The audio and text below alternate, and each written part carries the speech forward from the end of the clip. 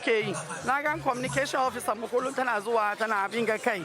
Shi yasa kuna kokari kwarai mun gode kuma insha Allah mun support ku kuma ku je a je a duba kuma kowa ina edge kowa ya duba MS TV. Na gode.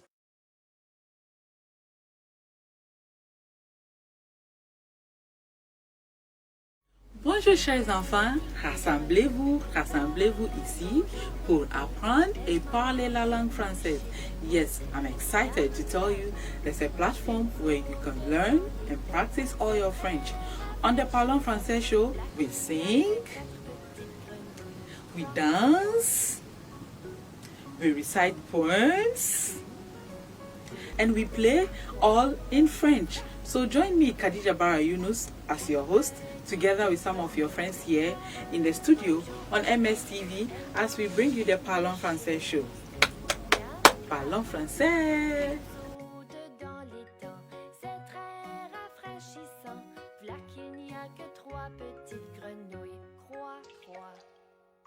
Hello, lovely people out there. Life itself, it's all about how relatively we are related with each other. That's the reason why I bring you the spouse cycle. Yes, the spouse cycle. Guess what? We're going to talk about me, about you, about us, about relationship. The spouse cycle is an entertainment talk show program where we educate and entertain our viewers out there. Guess what? If you want to know more, join me, Huroya Jibril, right here on MSTV. Let's have fun. Talk about relationship, situationship, and entanglement right here on MSTV. MSTV, it's never a dull moment. The spouse cycle. Let's spice up our relationship. The spouse cycle, the seat gonna be hot. Don't miss out.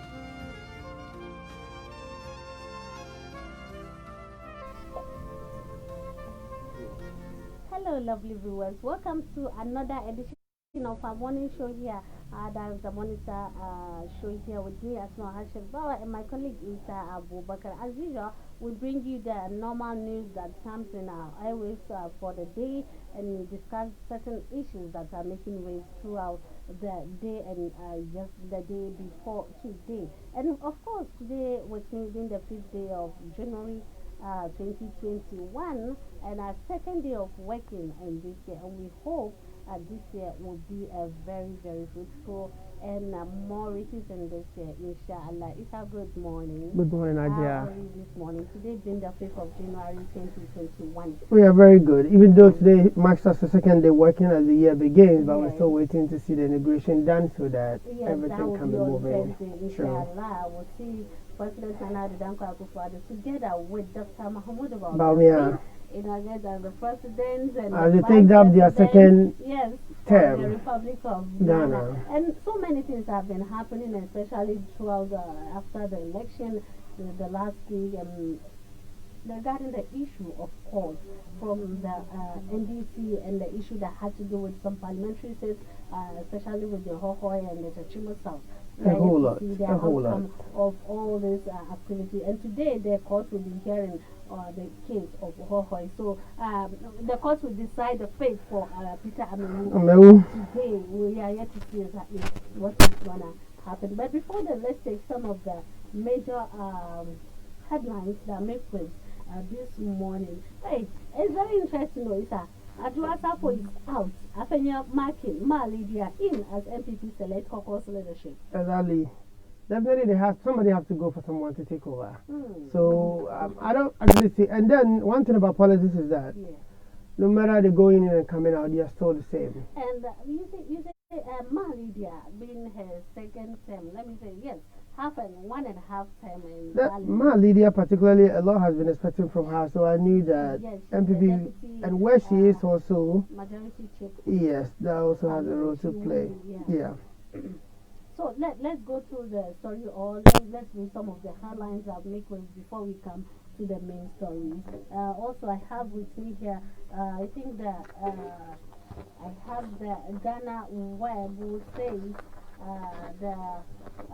Joe Biden writes to Akufo-Addo, say he looked forward to the two of them working together. This is very interesting. It's very amazing anyway, because Joe Biden will have his inauguration, I think 20th of January, and then Nana will be having it probably 2 days from today. Yes, on Thursday. So we see how. Yeah, they are looking forward to work So under normal circumstances, Nana will be a president before Joe Biden does. Of course, yeah. So And let's see how also, it goes. Yeah, I have with me my John online here. He said we will use judicial processes to challenge court summons. This is from Haruna and doing so. We'll go into the details and see exactly how It means what it means to that. Yes, and we don't have response to social media summons. So minority to the police. What do you have there with you? Well, I think Graphic Online this morning saying 2021 WASI will be writing in September, October, and BEC will be in November as well.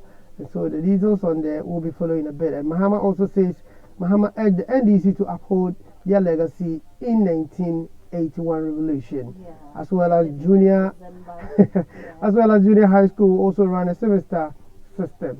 So we're going to know how that's going to go. I don't know, but I think Ghana, anytime we want to implement something, we are so fast about it, which I think it has to take time process.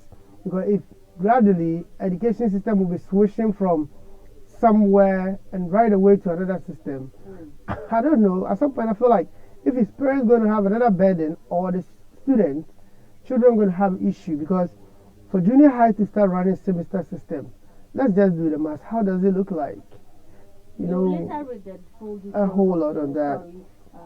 So I have with me here the Supreme Court to rule on injunction against Amewu today. So Amewu will know his fate today. If he will continue being the MP elect, or there will be a rerun election at the Amewu, at the Ohoi constituency. We are yet to see exactly what is happening. Yeah. Okay, so here on Ghana Web, also Franklin Kwajo drags EC over inhuman criminal soul over the same Hohoi issue, and I think it's another thing altogether. So we're going to know how everybody is impressed over there, Hohoi. Hohoi is not that major area that is becoming one trend, or is it because it's become one trend because this is the first time that NPP will have a seat in the voter region. It has never happened. The voter seats have always been for the recent times it was in the news that I think Kwanzaa South there was this woman, Sharifa. She said she bridged the gap of from 7,000 regular vote to 20,000 plus. So gradually it's picking up. And Ghanaians are understanding the democracy to some level where they don't really follow, but then they look at what you can put on the table. So that is also the development we have so far. Okay, so today President Akufo-Addo to present last State of the Nation address in his first term. Today, okay, so President Akufo-Addo will come and tell Ghanaians exactly what he was able to achieve during his 4 years. And the future for where we are going. Exactly what we are to see here in Ghana for the next 4 years. So we are here to see exactly what President Nana Addo Dankwa Akufo-Addo will say in his speech. And MPP nominates Professor Mike Okwe as Speaker of 8 Parliament. So they are maintaining him. They're maintaining him. That's something that is a good idea, because definitely there's a whole lot of stuff that new person come, it will be a start over. So if you'll be taking it again, then I don't have any problem with it. And you know the NDC too are planning for their own. So we're going to talk about that. As the Speaker of Parliament. So we'll see exactly what will happen. What is in there? The same Mike Okwe, or it will be Alban Sumana bagging from the NDC. We are yet to see exactly what will happen there. So what do you have there? Well, Joe Biden says he's looking forward to work with Nana, and then also what do you call it, junior high school issue, and then BEC will be rewriting in September. I think I'll look at that, but that is also a story that we have to look at how that is also going to go. So that is it for graphic, and I think the government to do what equal resource distribution to all SHS education minister says that. So that's also one major story this morning for juniors. Okay, Star FM says NDC MP Ilefo Atinov sued over dual citizenship claim. Well, after this, I think throughout the social media yesterday, it has been trending. Yeah, it's been trending, and I've seen the MP elect bringing out some pictures of his reason to let Ghanaian know that he's no more a citizen of Canada. He's now fully Ghanaian. He has renounced his citizenship for the Canada. There was the similar issue somewhere with one MPP woman as well. I don't really know why it's happening there, but let's just say whoever obtains citizenship, state clearly that they are citizens like second class, all right? So if you're second class somewhere, here is your motherland. No, but Why do you have the- to cancel your yes, second class? Yeah, the Constitution of Ghana has said that whoever will become a member of parliament must be a Ghanaian. Must be, Charlie. and I think that is best and for the benefits of all those who are into the issue of development The country. Yes, still on the Star FM election petition. Koto, I'm proud to lead Akufo-Addo's lawyer. So with that one, to do to Mahama what he did to Akufo-Addo in 2012, Council of Zongo Chiefs to Supreme Court. Oh, Hey! well, I have a very recap here from GNA Ghana News Agency says government release calendar for 2021 SHS academic year, and also the Nana Akufo-Addo to take oath in Parliament tent. So Okay. that's what I was having in that. Let's go inside the details of the story. The one I have here, Adwasa for out, Apenyo marking Lydia in as NPP select caucus leadership.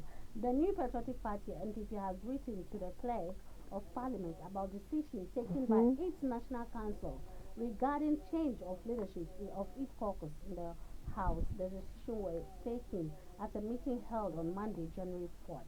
The leaders of the MPP caucus, highly likely to be the majority caucus in parliament, are expected to stay affair in the 8th parliament of the 4th Republic, which will be inaugurated on Thursday, January 7th.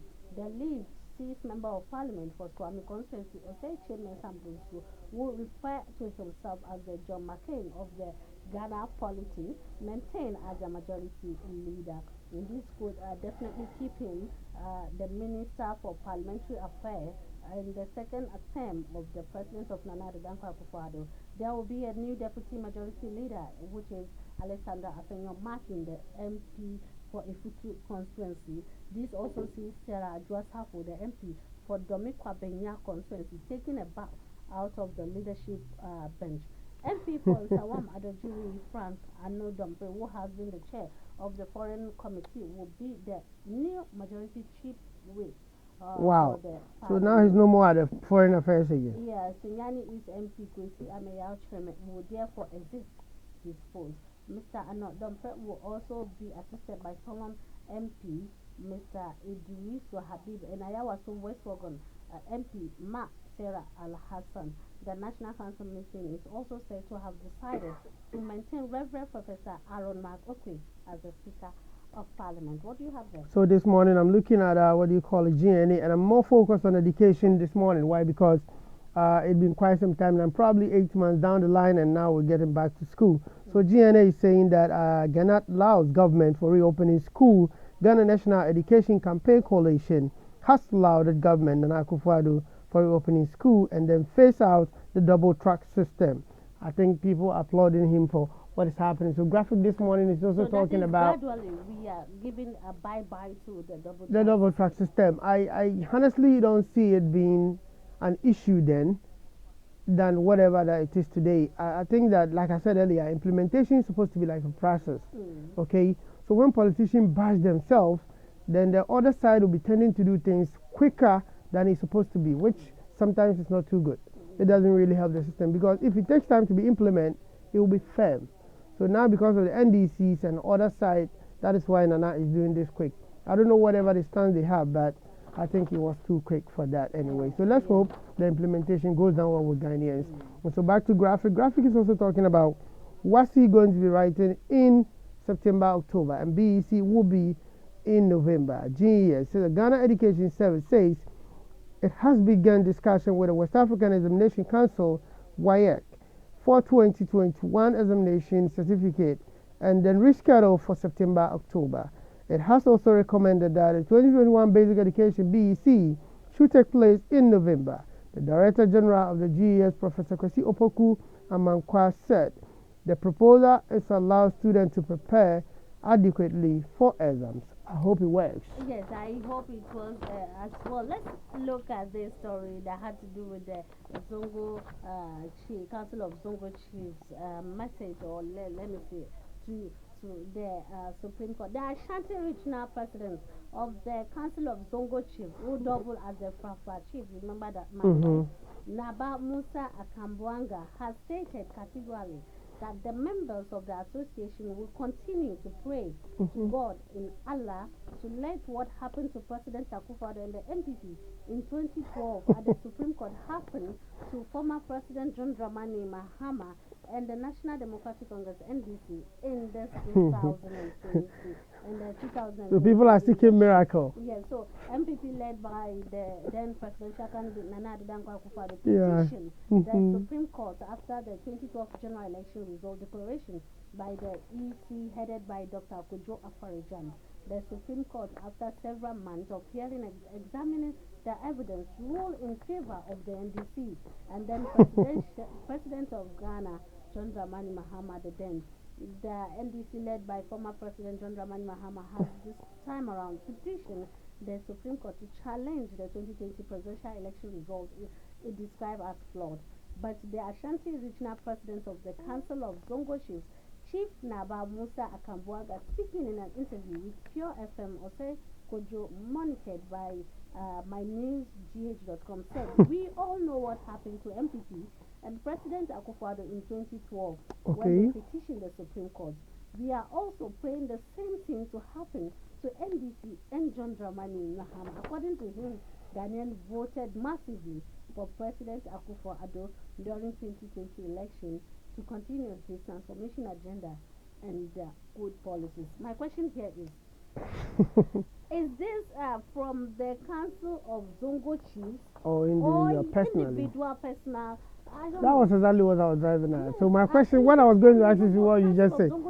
Let's do this breakdown here, okay? Politics and the chieftaincies, like two different stuff altogether on one table. Yeah. If you're a leader and you want things to work for you, you can show your face, fine. But then coming clearly, like open like this, I don't know. It's like somebody asking him for some clarity. Yes, I wish we can speak to someone about that, all right? Yes, well, apparently he just shows his face. The story stated clearly like this is what he wants. He belongs to here or there. If you say the caption of the letter, the Council of Zongo Chiefs. Yes. So the Supreme Court, so, which well, means the Council. So let's see how it goes anyway. And so the Supreme Court to do whatever happened to Nana Akufo-Addo. Again, it's not too good. Honestly, I believe chiefs don't have to go all out like that. And then graphics this morning, graphics saying Mahama urged NDC to uphold legacy in 1991 revolution. Former president, now they've been tagging him former. Oh yeah, of course he's the former. Well, let's see how the future goes. He's the former president. I thought not a while ago they said they win the election, so I thought how we're going to have something to talk about. So the former president John Dramani Mahama has called on members of the National Democratic Congress (NDC) to uphold the principle of thought, probity, and then accountability in all facts in their lives to help prevail the legacy of 31st December Revolution. At the 39th anniversary celebration of the revolution in Accra last Thursday, the former president said, although the event of 31st in 1981 were not perfect, it banquet on what Ghanaians the principle that must be upheld for national progress. I don't know what he wants, but if he wants to refer something about 31st, then maybe we'll bring him back, Jerry. No. But but he cannot be. He's not a military man. According to the NDC, this is what happens.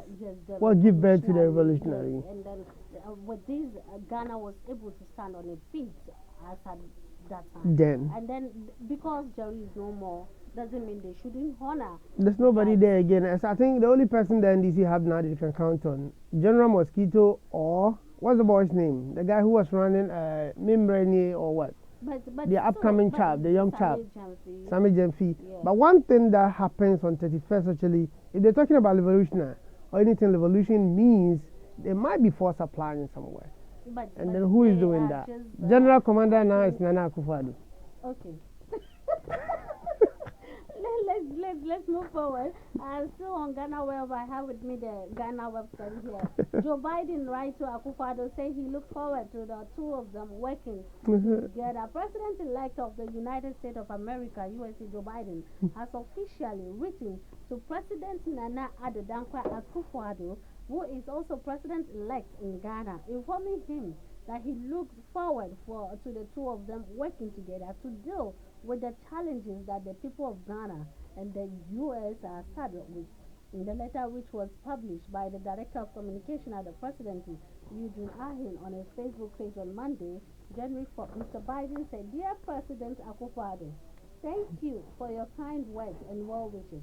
I am sorry that we have not yet had the opportunity to connect by phone. By phone. It is my great honor to have been elected the next president of the United States, and I understand just how much work lies ahead of us. Vice President-elect Harris and I will take office at a time of great global challenges, from the coronavirus to climate change, that affect border and require international cooperation." I think that is very amazing. Very warm message in there. Yes. Because climate change is something that African has to pay attention to because of the nature of our weather and also the nature of the world going today. Well, still on graphic Ghana saying junior high school. Oh, I'm not done with that. Oh, you're not done, yeah. And okay. Mr. Biden continued that we look forward to work with youth and your government in addressing the common problems facing our country. Oh, okay. Thank you, President Akufo-Addo. I look forward to future dialogue. Okay, so wait though. Joe Biden is supposed to say president-elect until we are swearing, until the swearing is done. Yeah, but as he's still in, he's not in office. Akufo-Addo is still the president. He's not at the office at the moment. But he was the president. Let's face a fact. I don't know who projected that English, but there's an issue there. Anyway, so going forward, we have a junior graphic saying that junior high school to run semester system in Ghana. So the junior high schools JHS in Ghana will from Monday, January 18th, 2021 run a system as part of condition reopening school as a result of corona disease. So this corona disease is another thing. It's a per new academic year calendar. JHS will run the first semester from January to June 11th, while the second semester will start from July 6th to December 7th. Pupils in kindergarten primary school will, however, continue with their trimester. Okay, that they will continue on their own, and this will disclosed by the Director General of the GES, Professor Kwesi Opoko Amankwa, at the press in Accra Monday, January 4th.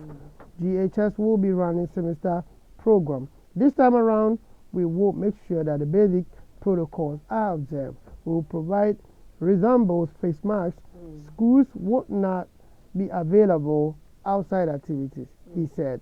But I think there should be this kind of communication and counseling between the students and the teachers, because this issue of going back to school after 9 months at home needs a lot of counseling in order to steer the affair forward. And I hope the government and the NCC all together are working on that, on all the necessary stakeholders regarding this, because 9 months is not an easy task to be at home without doing nothing, even though some of them are having the learning online, the TV learning, but not everybody has the access. I don't know if it really works or make an impact, because I didn't actually feel it. I was talking to some of the kids 3 days ago on the street, and they were like, some even forget where they were. Yes. So what I've been wondering now is, how is it all going to start?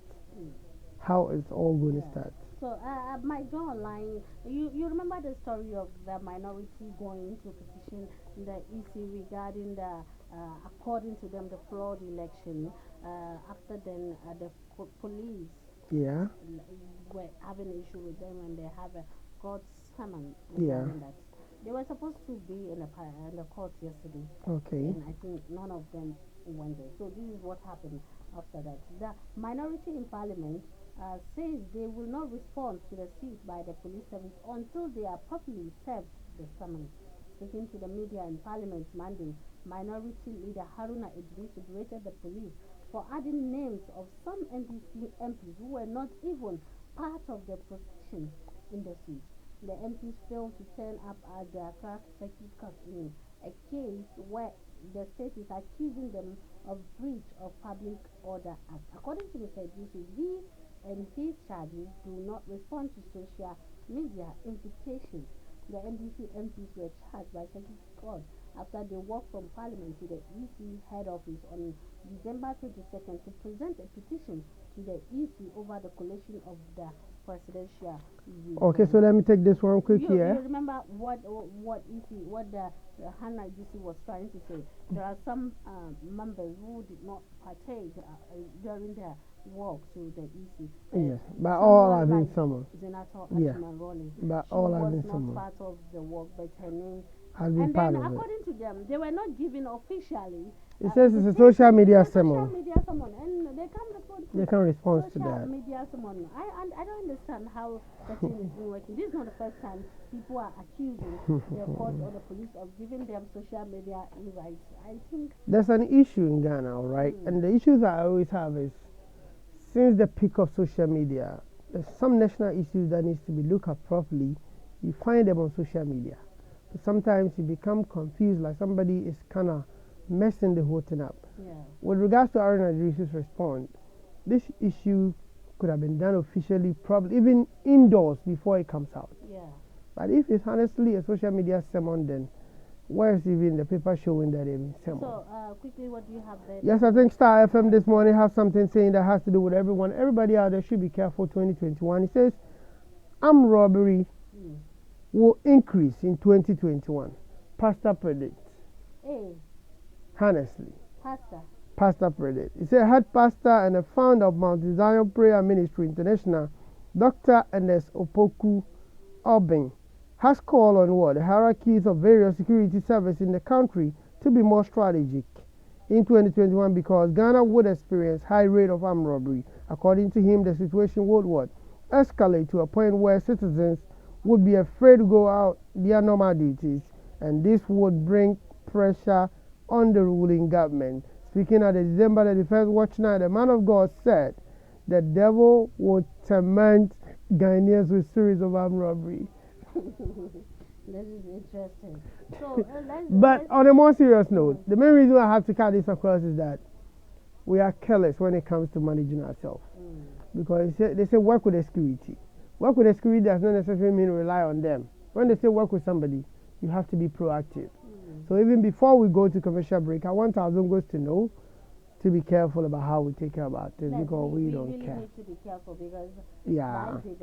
Okay, bari mu duba cikin dai abubuwan da muka tattauna da safin ga mun yi batun NDC minority da aka kira su court sun ce ba su reply kiran da aka yi na social media su ba kawo masu takarda personally ba an kawo suna gani ne kamar yadda mu ma muke gani kamar yadda kowa ke gani su ma haka suka gani kan social media ba kawo masu wani official aka ba su ba, so that is abin da ya sa tafiya ba su je kenan ba. Sannan kuma yau aka ga court ya duba batun Amewa Peter John Peter Amewa wanda yake MP ne na MP elect na wato Hohoi.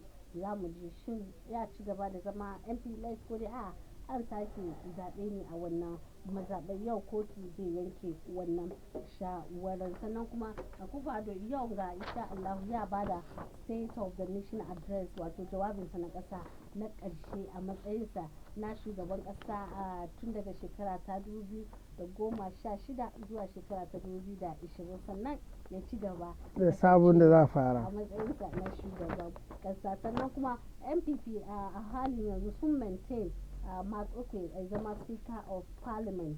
To gabanin da ci gaba da ina da tambaya shi sa idan ya kare nation address yau na karshe to batun ruwa da sauransu electricity da aka yi duka ya sha ruwa ne ko za a ci gaba da shi? Oh ya ci gaba. Domin ya ce har March. Domin tun da nation address na karshe ne kare zo ya affect ko ci gaban mu. To jama'a abin da ke wurin ke. Aaron Mark Okwe zai kasance Speaker of Parliament continuously. Sannan addu'a ta fita an kawo a Fenya Martins da Ma Lydia Alassam. She is a very, I think, asset to the MPP. Shi yasa na faɗi miki. MPP suna girmama matan nawa. I think matan tana da qualities. Tana da qualities. Kaga waɗanda ake pushing da mafi yawanci suna da wani abu da ba duka ke fitowa ba. Ai cabinet mafiya cabinet nan. To wayannan ke project mafiya cabinet. Kuje bari mu duba batun sarakan da majalisar sarakai na Zongo sun aika letter wai Supreme Court wai abin da aka yi ma Nana da Danko Akufo-Addo da MPP a 2012 nan suna son a yi the same wani shekarun bayan nan a ba John Dramani Mahama da NDC, but insha Allah mun ci gaba da daukan wannan magana because shi a matsayin shi na sarkin Fafra na Ashanti region ne farfarawa na sarakan national Zongo chief of da mu duba dai mu ga yanda wannan mutum ta guje wannan stories da to a wuri na kuma ina tare da graphic Ghana kenan graphic na nufi cewa wato BC da SSC duka ai wani sakiya cikin yanzu ana nufi cewa shi wannan jarabawa da ake yi na karshe wato SSC kenan an yi shi September da kuma October. I think wani changes ya zo kuma BC kuma shi ma samu sakiya ya zo cikin November kenan. Wanga magana an faɗe shi ne akan ake cewa director na GS shi wannan magana jiya da aka yi wani press conference with Professor Kwesi Opoku Mankwa kenan yana batun sakiya da aka yi game da SSC da kuma da BC abin da ke akwai kenan kuma nan kuma Mahama kuma na jawo hankalin mutane NDC yana nufi cewa yan NDC a yi hankuri akwai wasu abai da ke faruwa yanzu hakan ga in ba a yi hankuri ba yana mai za a koma ga December 31st kenan yanzu ba sani ba wani shi zai lead kowa zai lead shi da Supreme Court ya faɗi shi mu duba yadda za a yi kuma wurin har education har yanzu dai wai JHS kuma junior high school su ma an samu wani sakiya wurin wato za a tafiyar da al'amarin JHS kamar yadda ake yin university ko kuwa tertiary shi ma abin da yake kenan za a tafi system su kamar semester system shi ma abin da ke cikin graphic da safin ya kenan. to ana ji that is all da muke da shi kan major headlines da ya zo kan media da kuma kafofin watsa labarai na safin ga za mu je mu ɗau hutu na ɗan gajeren lokaci idan muka dawo continue with the show by then bako na ya shigo cikin gida za mu tattauna da Sibik Bukuri wanda yake shi wato director na communication daga Ministry of Inner Cities and Zongo Development. We have a lot to discuss about the ministry and we are yet to hear from him exactly what the ministry is embarking on. So please stay with us. We'll be back very soon. Hello, lovely people out there. Life itself, it's all about how relatively we are related with each other. That's the reason why I bring you the spouse circle. Yes, the spouse circle. Guess what? We're going to talk about me, about you, about us, about relationship. The spouse circle is an entertainment talk show program where we educate and entertain our viewers out there. Guess what? If you want to know more, join me, Huroya Jibril, right here on MSTV. Let's have fun. Talk about relationship, situationship, and entanglement right here on MSTV. MSTV, it's never a dull moment. The spouse circle. Let's spice up our relationship. The spouse circle, the seat gonna be hot. Don't miss out.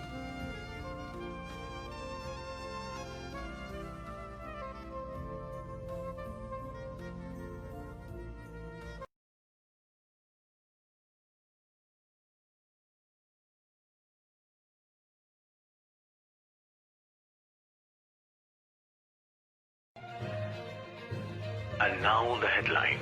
Ghana goes to the polls 2020.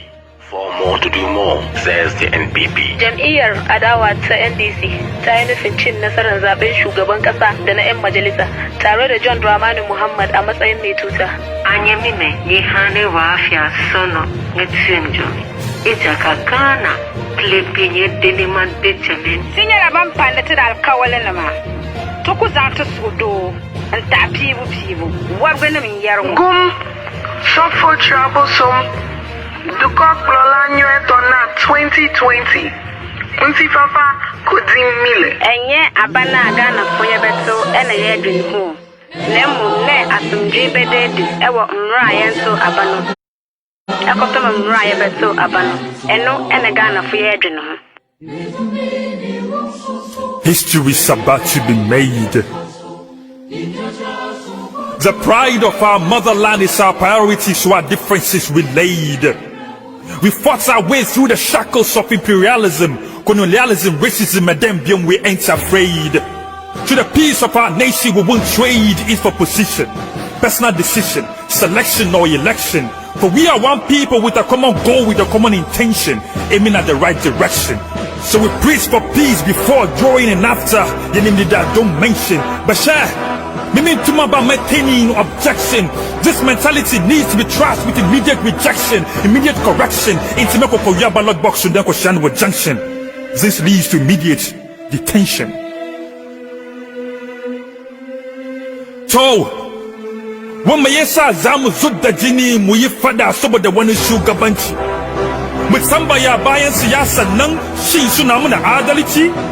Maimako muyi haɗi kai saboda cin gaban Zongo da zama na aminci. Rada muna zudda mutunci da zukanci bayan siyasa nan sai ce wannan dan wana ne kagan munafunci. Different face. Let me ask you one question. Why are you doing all this? I'm doing this for the love of my people, my community, and my country. That means being the mouthpiece for the people I love and I care about. See, I was born in the street, raised in the street, lived in the street, protected by the street, hustled from the street. I'm making it for the street, so I want the best for the street. Simple put, I'm a Zongo breed, I'm a Zongo born. We won't waste our time to make you, for you to break us, we'll make it happen. Trust me, wait till you're gone. We ain't puppet to be used for power, be warned. We'll stand for our right from dark to dawn. This is not about politics, it's about Ghana. We are taking the bull by the horn. We don't care whether you are Ado or John. We just want our fair share of the national cake for a job well done. Remember, we wore the party shirt for you, left our homes for you, to be present at your rally for you, screamed out your name for you. So boy, we responded yay for you. Imagine you saying it without our response. What would that mean to you? We risk our lives for you, to be there for you. Don't get us wrong, it's because we believed in you. Fought among ourselves ignorantly because of you, just for you, to get power for you, to sideline us in all aspects of growth and development but you. If I don't belong to your party, I'm not entitled to enjoy my rights from you. The day you will announce your political affiliation is the end for you. This is not the democracy they fought for us, enough of you. To all our corrupt leaders, shame on you. Ghana is bigger than you, but I don't blame you, even if some of us stand against you. Some kokroboti can be bought for you. I feel you. With our taxes, developing the country too is like doing us a favor. I'm pregnant with this issue soon, I get to labor. Even this one, I'm just saying my life could be in danger. Left with me, they should start striving with Antoine and Mantambo. Forgive me, Jehovah, for we need a savior. First the youth, let's check our behavior. This is not even political, you are conflated. This is about us, the youth, who have now realized that our leaders have mortgaged our future. Do you expect us to have empathy?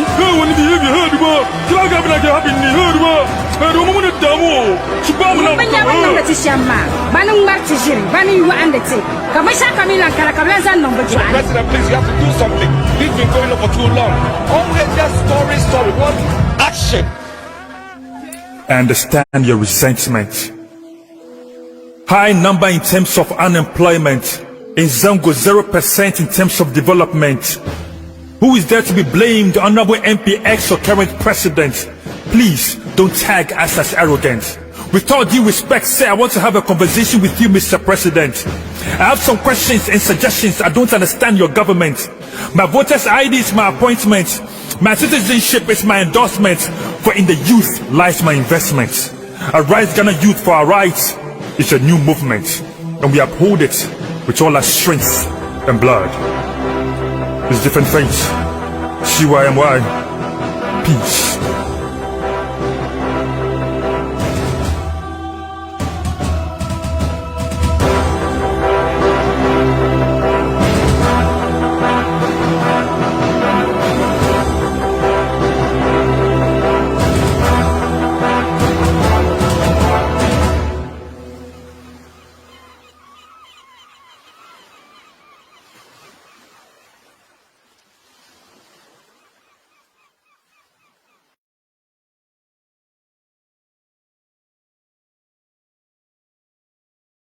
Hello, lovely people out there.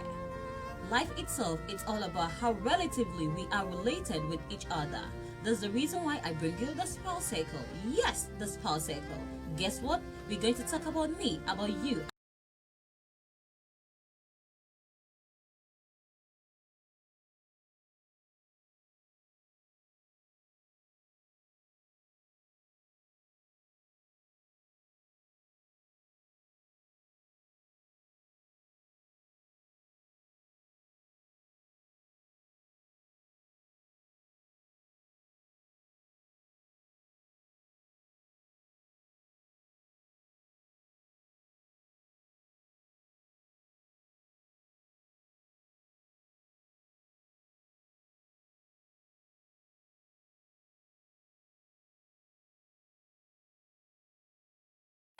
I like everybody to pay attention to MSTV. It's the best TV station I've come across right now, and they are good. They are everywhere, anywhere you can find them. Go on Facebook, you see their page, they follow them, and you will like their everyday activities. Thank you very much.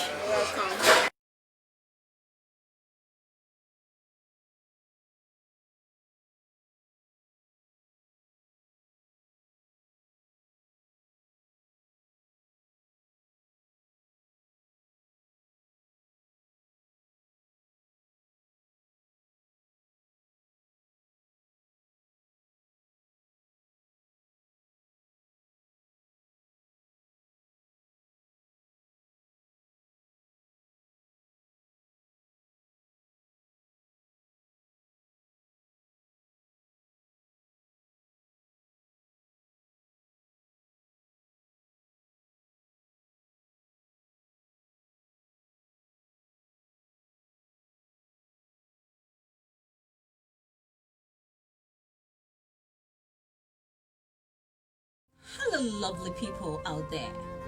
Life itself, it's all about how relatively we are related with each other.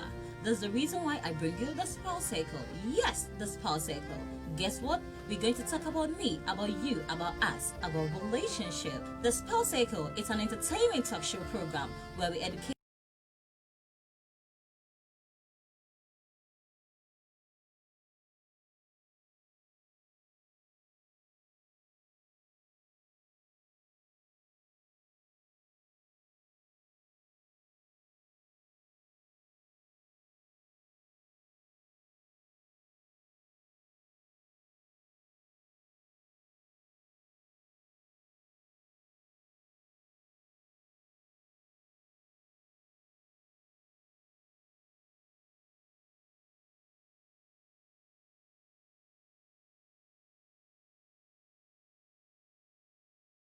Bonjour chers enfants, rassemblez-vous ici pour apprendre et parler la langue française.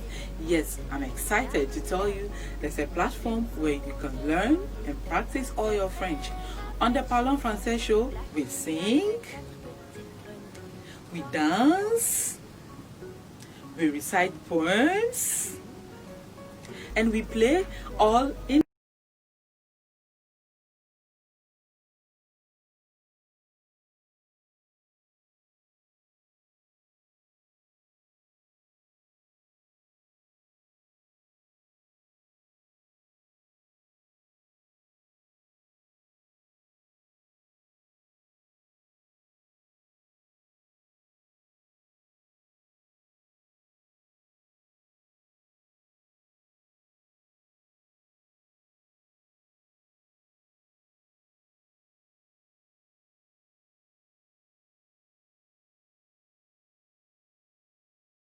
da abokin aiki na Isa Abubakar. Ina jiran bakonmu ya shigo cikin gida za mu tattauna batun da President Nana Dankwa Akufo-Addo shine ya assasa wato ma'aikata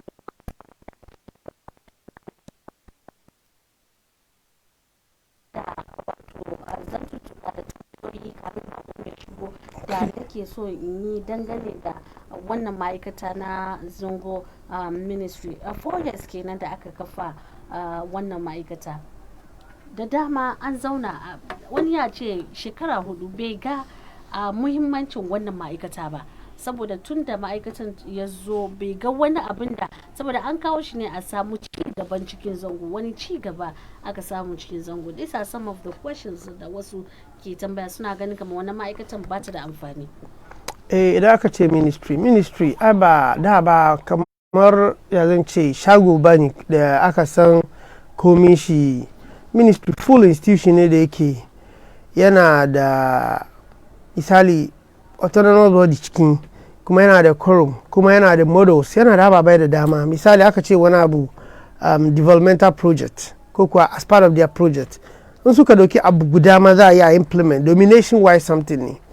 Ministry bai ya kamar yadda mutane ke expect ko suke gani, ministry bai aiki kamar yadda mutane ke expecting shi. Ministry wani abu ne da yake an kafa zai zama lifetime, isa ya kamata a build structure. So ina rigan previously now whatsoever da suka yi ma, whether is good ko an gani ko ba gani ba, ni a wurina ko a ra'ayina ina gani ba wani abu bane. Ya kamata da mu samu mu maintain Zongo ministry na ya saura. In ya saura, that is where we know we can tax them for something. But as of now, I still see it like at infancy stages. Bai kosa ba ko kuwa bai girma da expectation wise. Amma masu yi wasu ababai. Why we have so many slums in the country. Akwai wurare da yawa da yake da under development. Ko da yake ministry na ya ce ya duba inner cities which are some parts of the slums nan duka suna ciki. Amma why the Zongo coming inside? Yeah, I thought come on, it's one of the promises President Akufo-Addo made during his 2016 election that he will make sure a Zongo na undeveloped Zongo is a certain way commander Akasamo East Lake on the certain areas in Asamishi. Do you think this can be achieved? So like I said earlier, basically ko kai tafiya ko kana gidanga ko wani ke da travel experience an bar ka sani ko wani gari na da like this kind of slums. Yes. But the honest truth is people sometimes will contradict so many things. Building Nima to become like Legon, it wouldn't work. You don't need Nana Akufo-Addo to tell you that, because the people in Nima is a different kind of people altogether. If you go to China, they have the same kind of salt. They have a place that is solely for industrialized. They have a place that is a community. So I think in foreign world, they'll be like Western world, they'll have like townhouses, some kind of, they have the way they go about them. So here, we don't have that kind of system. But how come you are not focusing on building or have structures, and right away, Nana wants to build Zongo, or Zongo will be 10 like overnight? It can't be done. There are something that we need to do before we can achieve. Vividly, ya kamata mutanen Zongo ko kuwa slums nan duka aya gani wani abu, or let's say generalize, the citizenry of Ghana should know something. Dreams or like visions and project limelight don't just happen. They don't just happen. It takes time. Do misali kana so ka build ke kade in ka samu land kai foundation, along the way you can be still objecting wanga position be min ba wanga be min ba wannan naka kade kenan one house. Muka duba kuma batun sanitation issue, because President Akufo-Addo ya ce in his first year to second term, he will make Greater Accra the cleanest cities in Africa. Muka duba fourth year, that's my fifth year kina.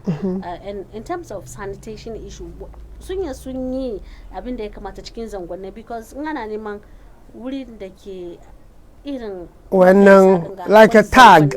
It's a tag. But let me clear this notion before you proceed forward. Ban samani Zongo ya dauda ba. It's ya kamata muna reframe statement na yayi kyau. Why? Because the surfing gardeners were coming Nkrumah Circle. It's highly choked. It's a densely populated area where it's a business connect hub in the country. In Capital North, Nkrumah Circle. In Capital South, wherever you come to Circle. But how Circle is being projected, not Nima na da kyau.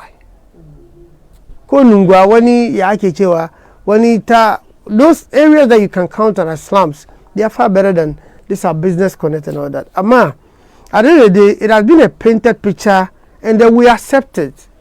That's the fact that I don't want. Zongo Ministries, let's say our institution. So when it comes to MS, there's a system where you have to talk to somebody from top. It will be coming down. So, or let's say in the media settings, from administrative, you come to PR. From PR, you come to production. From production, before you expect the job to be done, Okay. So now the ministry is there, the model is there, but it needs time. It needs to work. It needs time to work. So, Najiba, come here, Shugo Chikingida, all these questions are some of the questions we'll put in place for him. She's of course and Chidamu, Zamujemu, Gajera Lokachi, Damukadao will continue with the show. Please stay with us. Hello, lovely people out there. Life itself, it's all about how relatively we are related with each other. That's the reason why I bring you the Spell Circle. Yes, the Spell Circle. Guess what? We're going to talk about me, about you, about us, about relationship. The Spell Circle is an entertainment talk show program where we educate and entertain our viewers out there. Guess what? If you want to know more, join me, Huroya Jibro, right here on MSTV. Let's have fun. Talk about relationship, situationship, and entanglement right here on MSTV. MSTV, it's never a dull moment. The Spell Circle. Let's spice up our relationship. The Spell Circle, the seat gonna be hot. Don't miss out.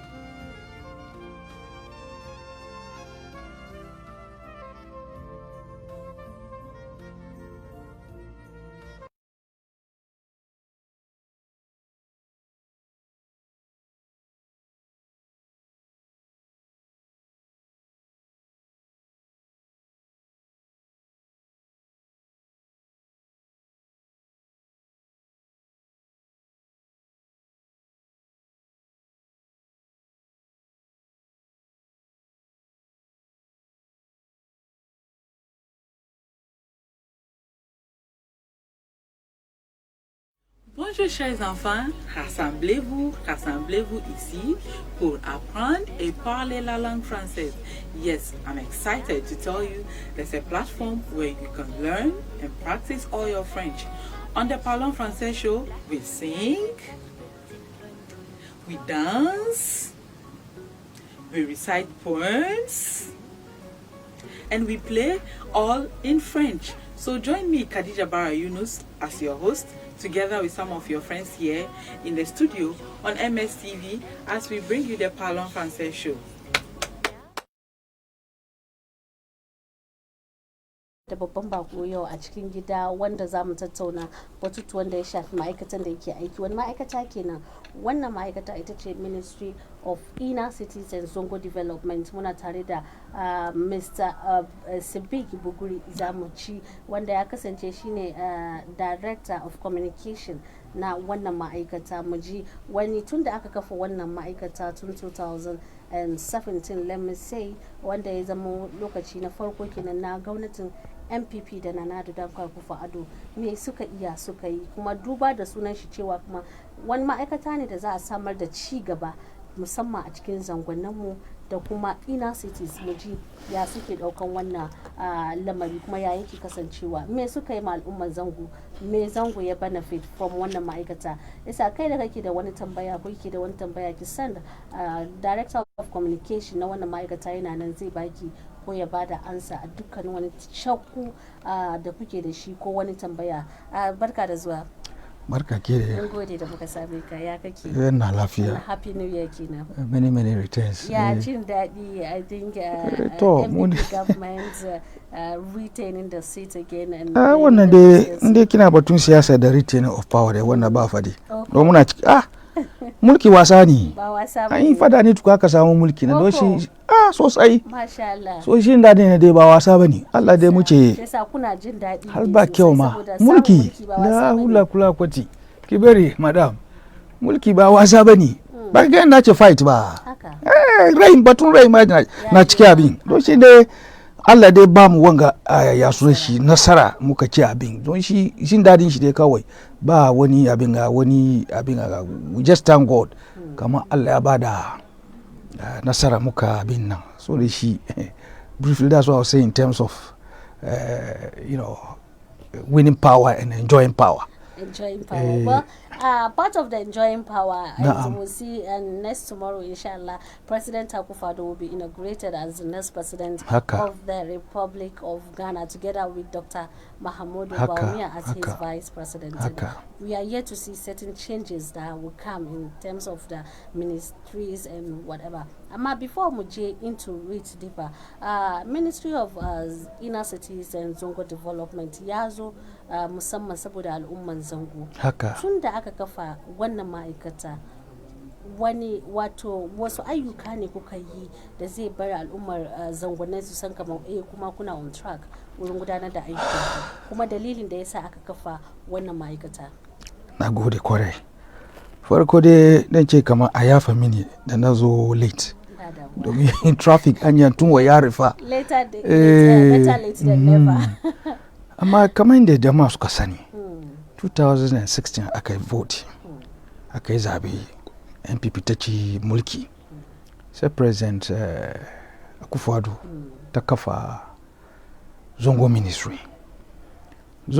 da aka kawo sa an kawo sa ta zo ta duba ababai da aiki cikin zangonni da inner city naka ce inner city irin su tashi da gamashi zango ni amma ba ciran su zango domin ka je wurin karkaran nan da ka duba nima ko mamobi ba wani bambanci irin su a doce su infrastructure irin su a doce su layout kamar anyan kunga da sauransu in ka je wurin C5 da gamashi the same thing aka nan amma don ba can shi zango za ka ce inner city.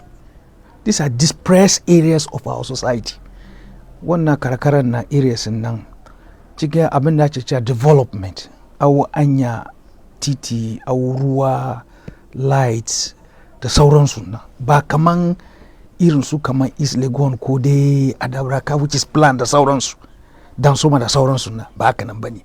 So shi gwamnati ce ko za kawo ministry in yaso karfin ministry na ta koma wurin zangonin ga da inner cities nga da kuma iya so a duba ya za yi we bring them to speed a ba da taimako a wurin ruwa a wurin anyan titi a wurin school ko makaranta a wurin zama ma da dai yadda za yi the living of mutane cikin wanga gwanin ganna ya samu kwanciyar hankali da cin gaba kin understand ko so basically it's a social intervention ya za yi ya so su ma a yi system wurin na kuma ya sace domin anyan kungan da na ruce zuwa da shinga it's crowded anyan bai da kyau ga dabbobi ga mutane ke nan ga amma ka bi wurin ba haka amma a kan gano in ka bi wurin gwa ba haka bane me yasa now before ma zan continue ma akwai wanda suka ce kama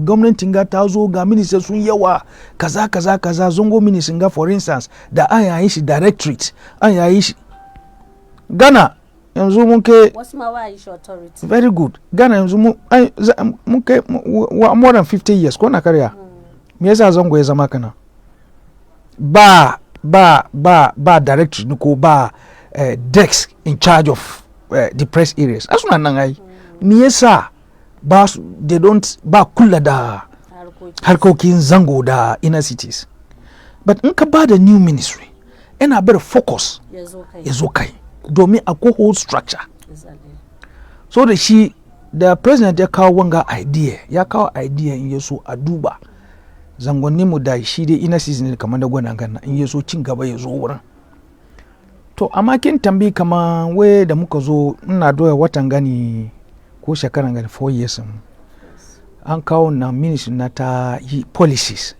muna da economic policy mun shirya wani policies ne muka sa inda zai guide mu ya gwada muna ya za mu yi aikin muna da social development program muna da cultural development sai muna da infrastructure development program but before ma kamin mu ce kamar za mu yi wanga aiki shin da muka je Ghana duka inda akwai zangonni muka yi abin da cewa stakeholder consultation shi ne tattauna da masu ruwa da tsaki haka nan ne wato sarakai malum masu haka koyina inda akwai zango shaidan da wanda ba mu sani ba muka yi shi region by region muka je mu zauna muka tauna menene problems su wani abu ce damun su yanzu sai muka yi ya cikin shi paper ko da muka yi abin nan document yesu wannan zai guide mu kaman mutu ya ce kamar za shi in kuranzar zango ba ka dai tashi dai ka ce kamar domin kun zama ministry za ku kuran zango ku je ku yabi da kuka ganda ma ba a'a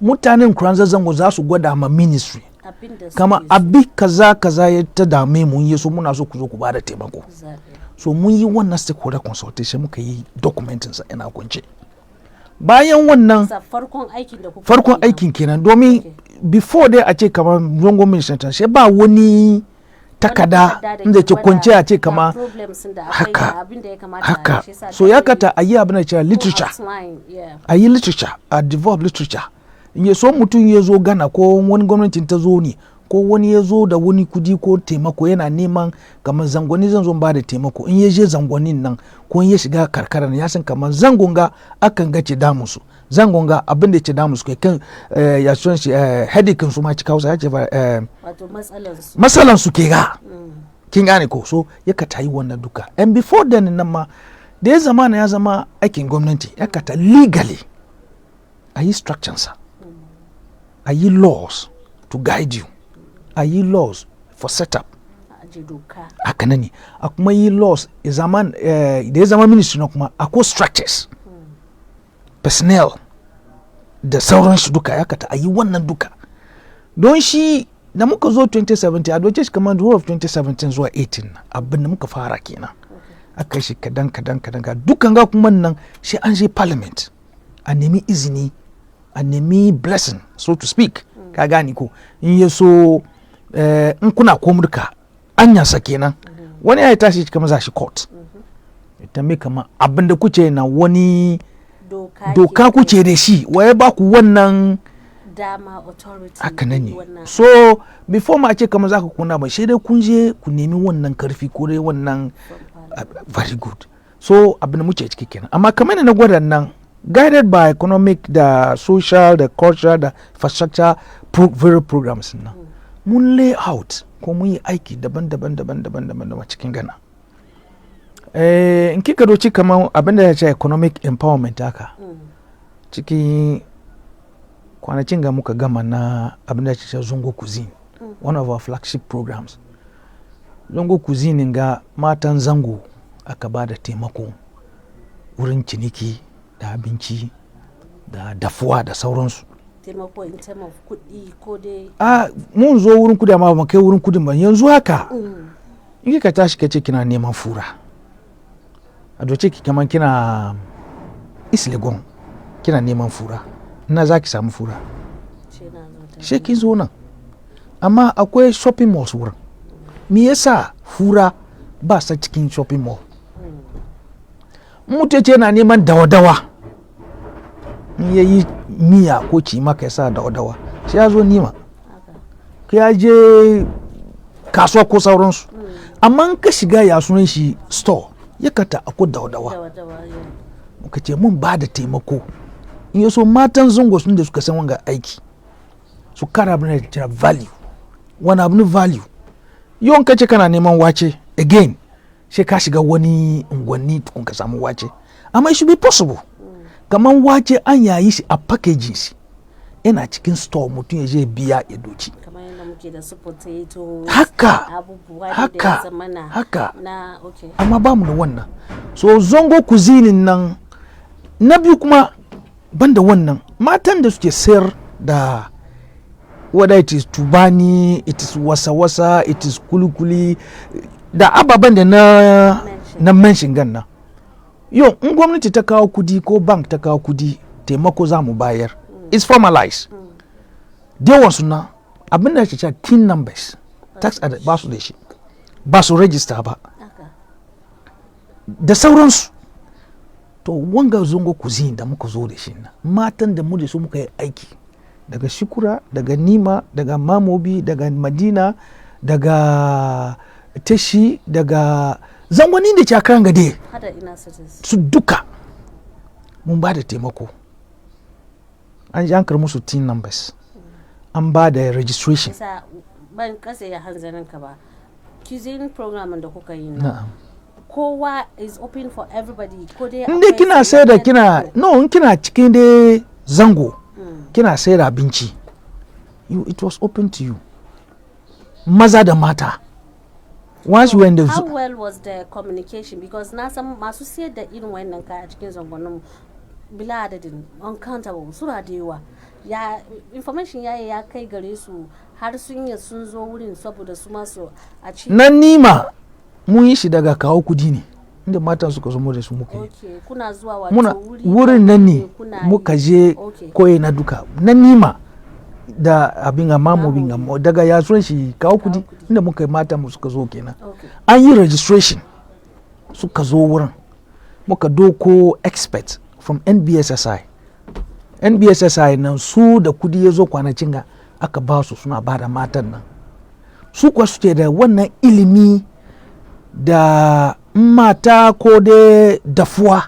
ya za a yi shi ya yi neat a packaging nan muka kawo mutanen da suka fito kamar GRA su ba da taimako cikin da registration da ya tin number na gwadan nan kin gane ko da Food and Drugs Board for hygiene purpose muka kawo mu da from packaging society su ma suka zo suka ba da yadda a package preservation dukan ga aka yi shi labeling yanzu kika te Madina akwai ta mata wurin nan da an tana sai da abinci a doce ka sai wacinta ka je da shi mini shi ciki a ce wacin ga na da dadi na ka sai shi no contact yanzu dai wansu su a sa shi cikin pack with contact kin understand ko ba so doing you are enhancing the business yanzu inda kin sai shi cikin ganye ne ko da cikin can shi wani 1 cedi domin ya ko pack da labeling nan kin sai shi kamar 126 ko 3 cedis kudi ta zo gida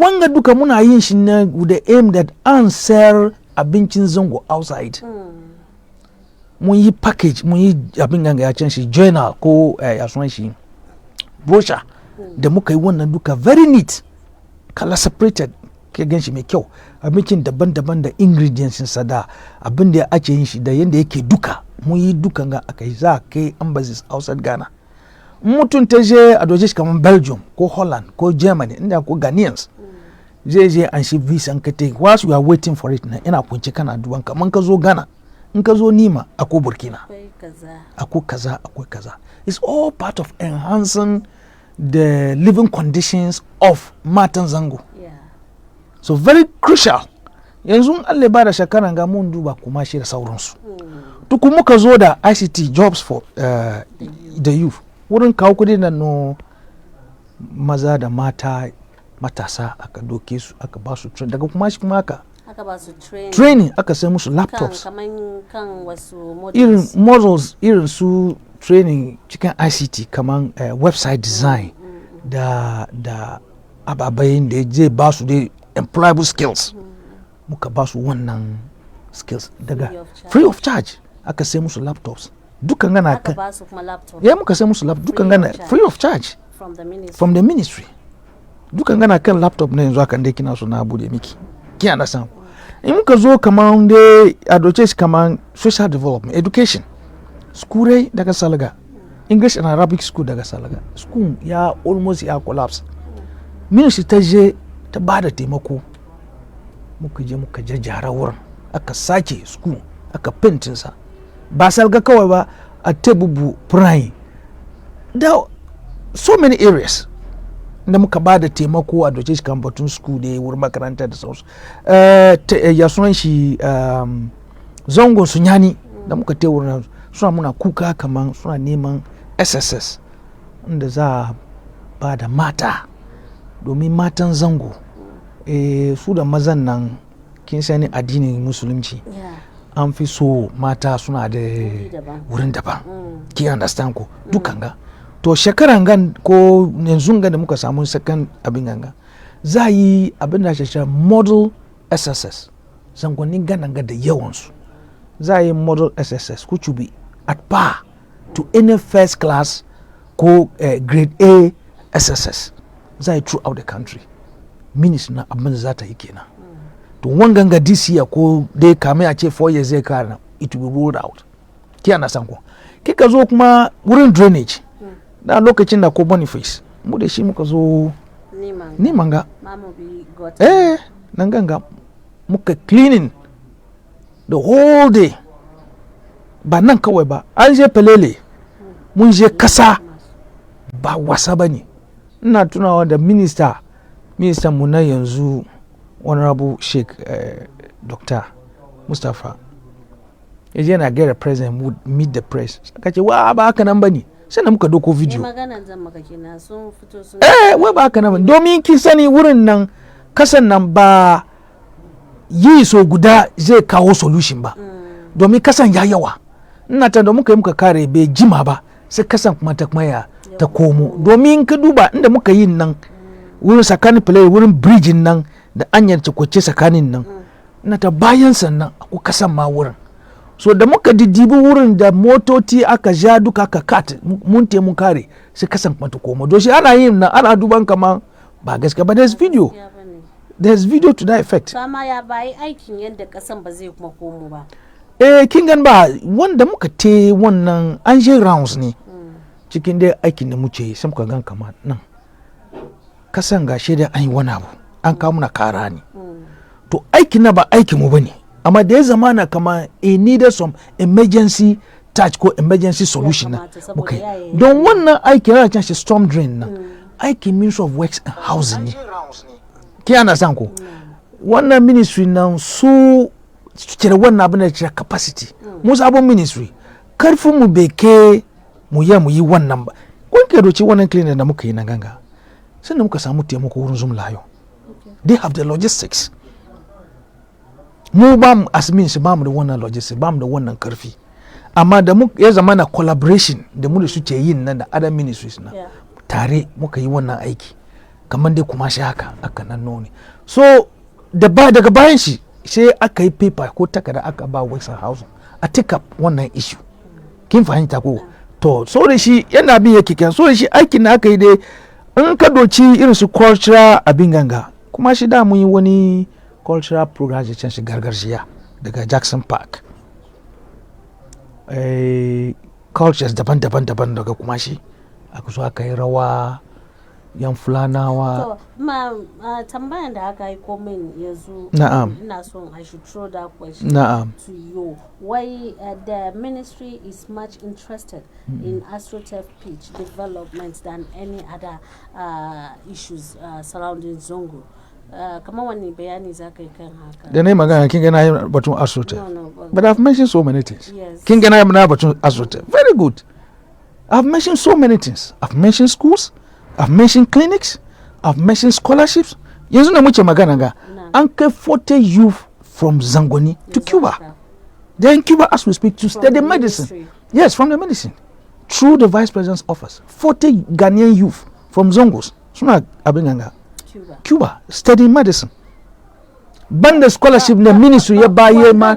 Wanganga is something that aka saba gani kowane government ya zo yana bada scholarship to people su je su study medicine outside the country su zo. Ce sa ba wani kama wani ya ce ba sabon abu bane. Me yasa ba doctorati da nurses cikin Zango if that is the case? Muna da su. Da yawa. Not that much but akwai su. Yeah, but you see that notwithstanding so da shi na fara na ce kaman kin san kama ne ce na yi miki magana kama an ce kama da ministry ya zama na kama directorate. Me yasa ya zama ministry? It's because there's still a need in various aspects of Zongo life. There's still a need. Da na longa bayin batun AstroTurf ba. Bayin batun AstroTurf ba. Yanzu na very good. Me yasa a ce wannan because they know it's part of our deliverables.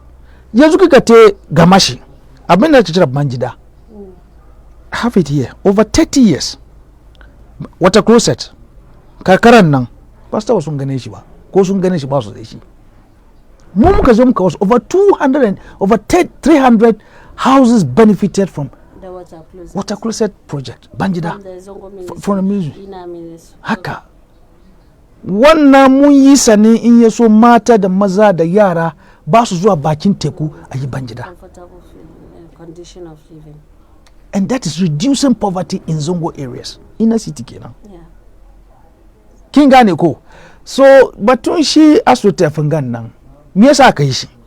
AstroTurf na mun yi shi mun yi guda daga Bolga, Salaga, Yaji, Prime, Akimoda, Madina da an yi wani shukura da sauransu.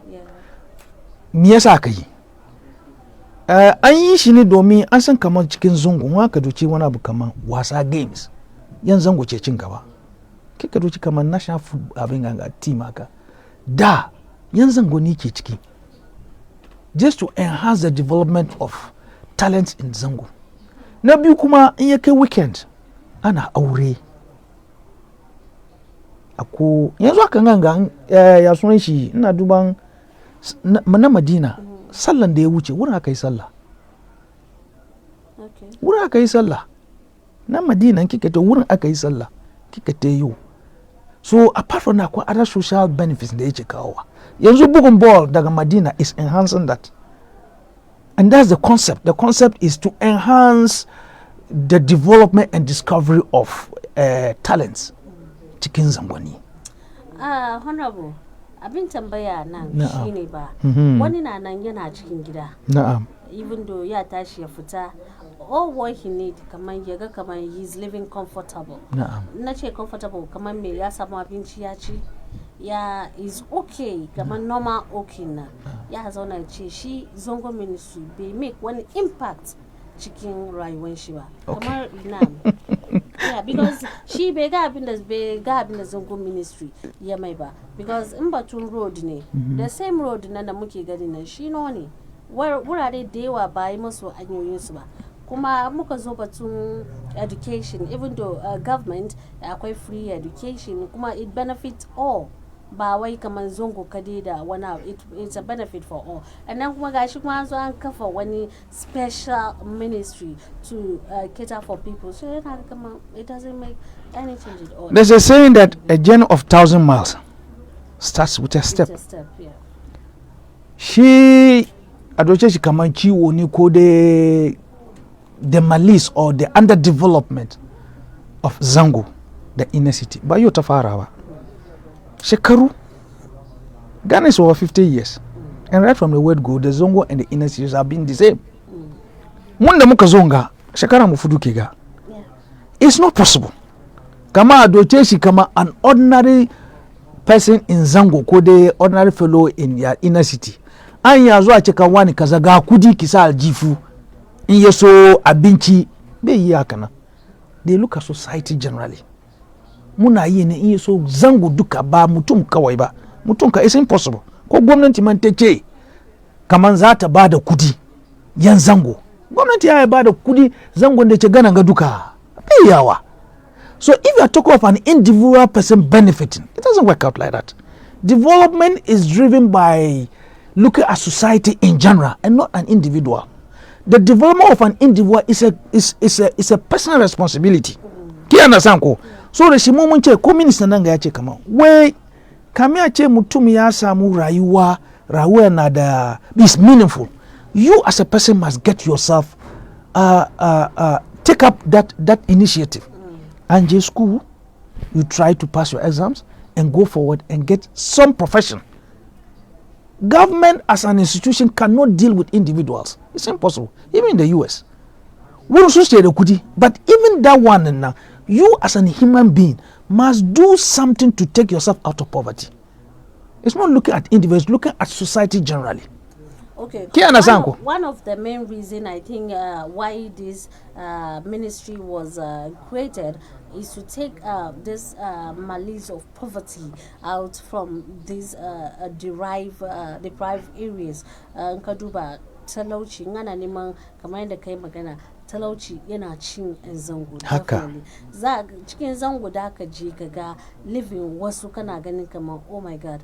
Are they Ghanaians or are they living? Ka understand. Wani ayyuka kuka gani za ku yi saboda muka je kaman ka fita outside the country akwai wani abu da ake ce ma townhouses wanda wata rana ma government ma na iya ya provide social intervention, social policies. Wanda bai da shi ya je na biyan wani kudi kankani to government but he's yana live ciki ko ya samu gida later ma ya zama nashi ma completely.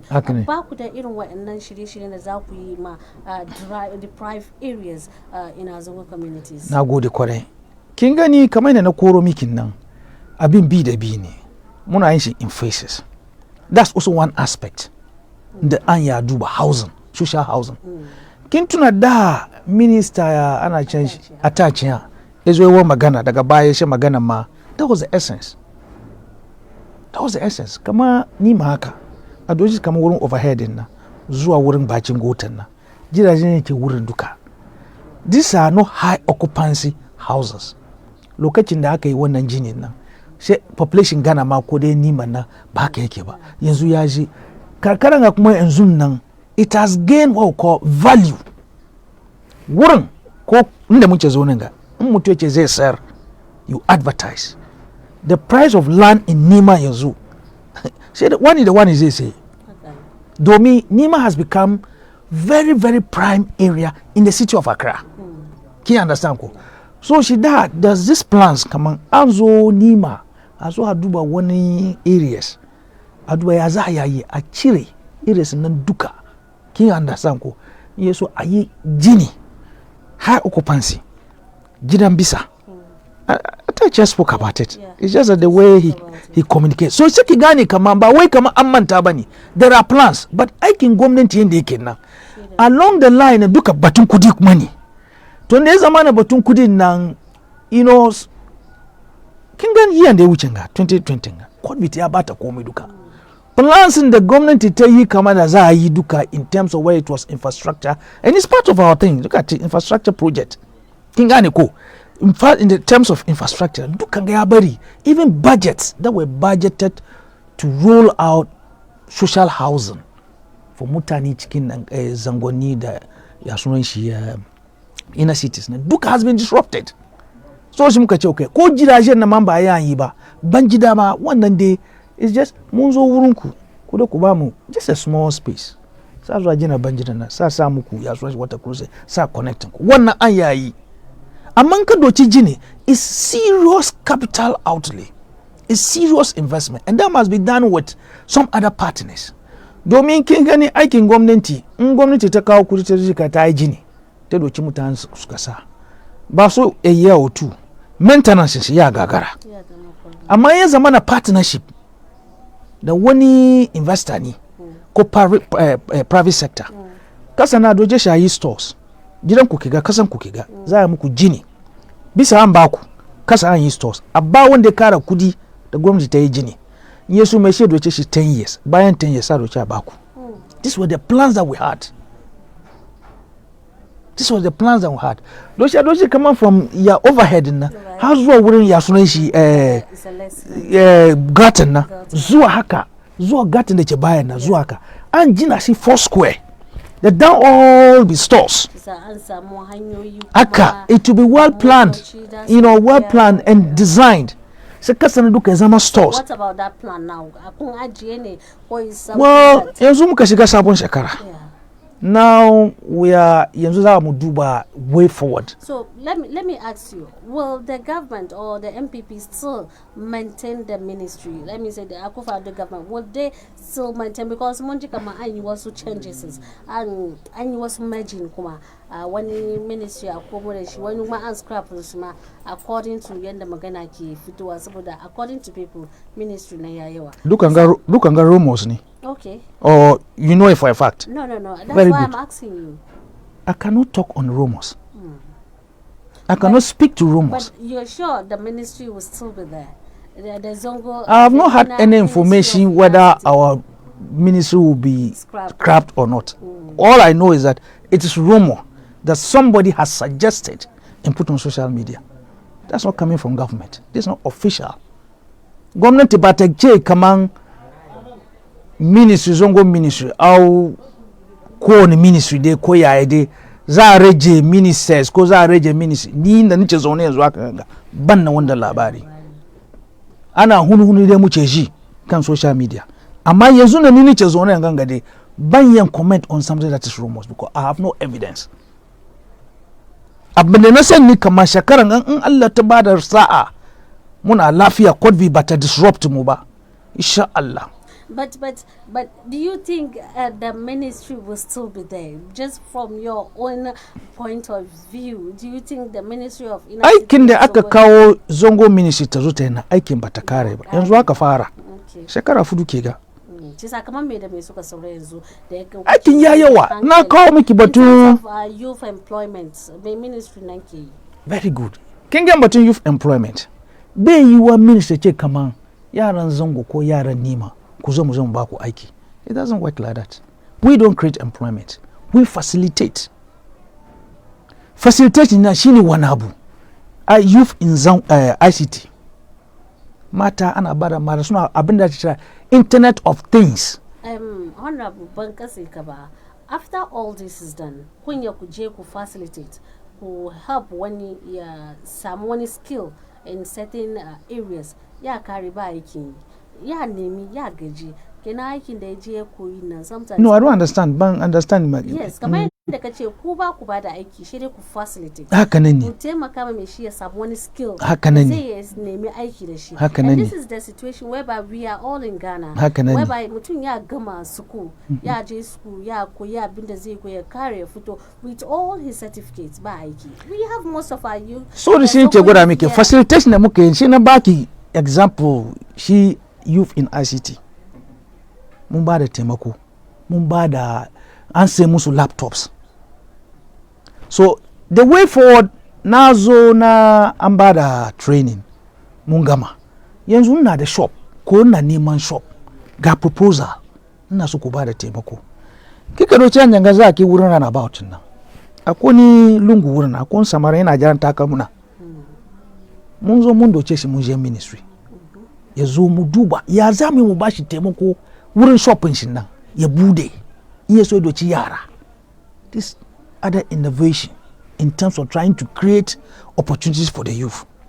Kaga yanzu aka ce batun employment mutane suna duban kaman akwai youth agency su nasu kenan amma mun ba namu kenan ba mun namu ne mu ba da taimako to enhance what is already there.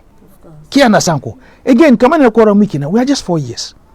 4 years nan ba wani kudin da ke kwance wuri a ce kaman kuka teno yanda kuke son shi sai ku daga kudin abinda kuke so ku yi bai yi haka na kin ga batun kuzinin ga it's all parts of enhancing employment matan ga nace kamar tana Madina ngaka da tana I think she was employed about 15-20 yanzu ta kara domin ta move inda take na ta je ta bidi better place bigger place well position and she's adding more hands by so doing you are creating employment. Okay, by so doing you're creating more employment. Let's talk about sanitation.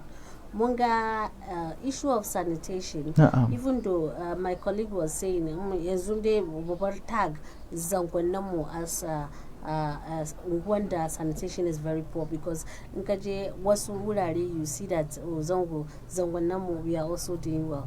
But I want to make an example with this Nima and the issue that had to do with the gutter there.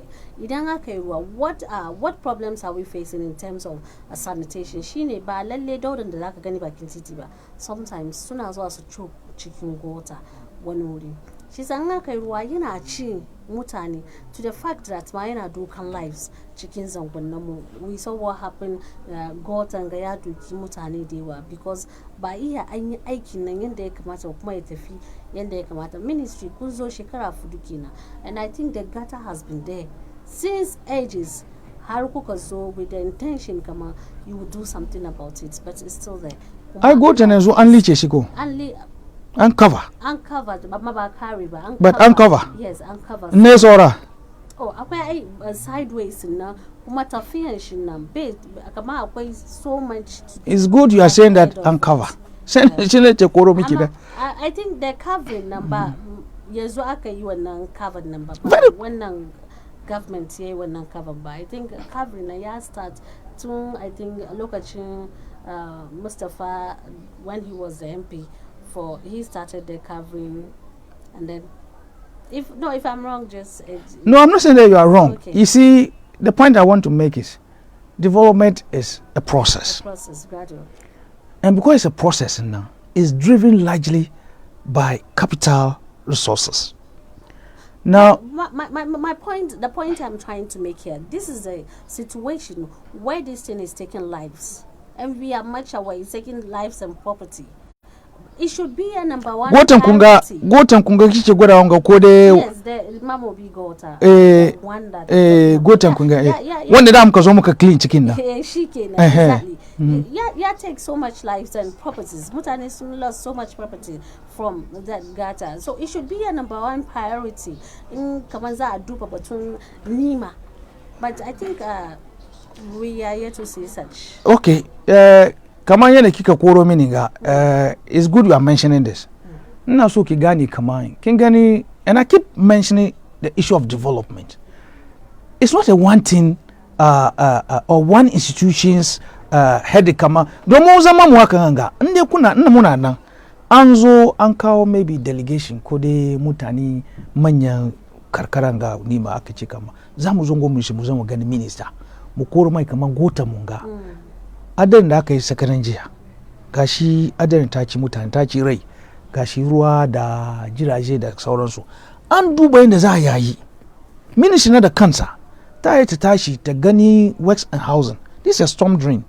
Capacity ministry na bai yi wanga aiki mu kade, but with the collaboration with other ministries an ya duba. But you see sometimes kamar ne ke gwada miki na an ya yaka ako other pressing needs kuma inda some people mutan sun zo ana masawa kun ga kamar attention duka ya kom haka kiyana sako it could be just an oversight. It could just be an oversight. Normally you need some kind of input from the society or from the community. As though I go da mbaka ba ku da kanku ma kuma kuna da aikin da kuke yi. Har gwamnati ma da kansa ma tana da aikin na kuna zo ne finance ta cira ku. Wo ku zo ku gwada kudin da aka ba ku na. Me kuka yi da shi. That alone ba za ku put together documentation da ayi team a je wurin ma wani abu ne. Parliament ta cira Select Committee on Social Services wo ku zo kamin ku gama don shi wanganga duka na ina take attention from other issues. My suggestion is that inde ako abin da dame ko Zongo cikin Ghana na ku deni ku table motion ko da ku kawo document a zo a gaida minista ce ka minista mun fito wangan gwani ga abin da ce damu muna so mu duba ya za ku ba mu taimako mu duba ya za mu yi in abin tafi karfi mu in ya mu gani gwamnati ne ta kara muna kudi ne in wani za mu yi magana a ba da taimako mu duka zo collective a duba yana za an yi ki understand ko so da shi magana zan fadi ni kamar ya zangonni ko da ministry nan ta zo ta ba da zango taimako ne in ya so a rage talauci in ya so cin gaba ya zo cikin zango in ya so cin gaba ya zo cikin zamansu da sauransu in ya so so da shi na inda akwai wani abin da ke damun zango ko yana duka cikin Ghana. So how does the ministry get funding to undergo such projects? Now ku samu funds. Kamar ministry sun ga dukan gani every year muna da budget allocation from finance. Kun yi budget da kun yi programs ku da projects ku sai ku yi costing sai ku kai ku ba ministry finance yesu a duba sa ba ku allocation. Akwai wani maganganu da ya fito baya wani kwanakin baya previous years kama ministry even though an allocate funding na amma ba ku gani ba.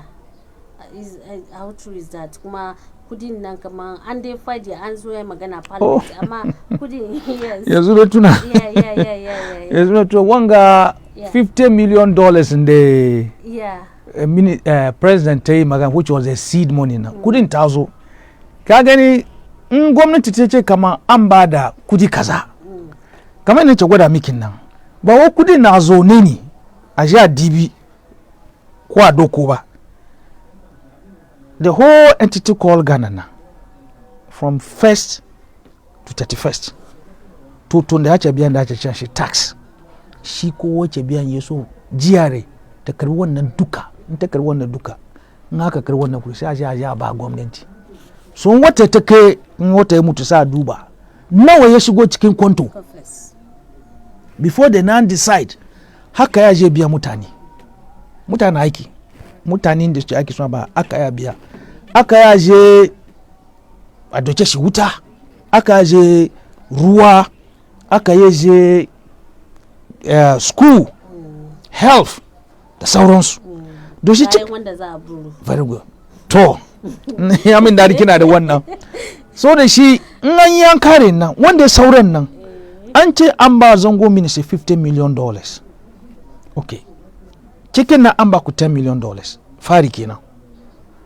Ba we kudi na kwencheni ya kukurisi kani nyina amba be ya kana. So it came in tranches. Yeah, Jima, but eventually the money came in tranches. So but we come you were able to. It's part of the monies. See, I can change seed money. Yanda means to fara nan. Wannan kudin muka fara da shi. Abba bai da yawan da nace batun shi ya son shi social intervention da muka yi daga Madina, laptops muka sai, tapes ga. Kuma sai aka I think we gave them about 20 something pieces. Sai nan ga kuma suma. Yes, mutane. 20,000 or 20. No. Aka sai youth in ICT ba kowa an kika ce youth in ICT ba kowa ce so yayi ICT ba. Sun da suka ce suna da Ashanti youth. 20 ba Ashanti youth ba. Okay. It was yaran Zongo ciki Allah. All the Zongos dukkanin Zongo. It's not all but all the Zongos but you see kun select wasu wurare ne akanani. But what about the others? When the small suke zaune gida ba su da aiki, are they not part of the intervention from the so shin ce gam ka everything ganin cewa kamar all these ayyukan da kuke nan kuna yi ne for the members of the MPP, not Ghanaians at large. Is there a proof? That is what some people are saying. Where's the proof? Where's the evidence? Wa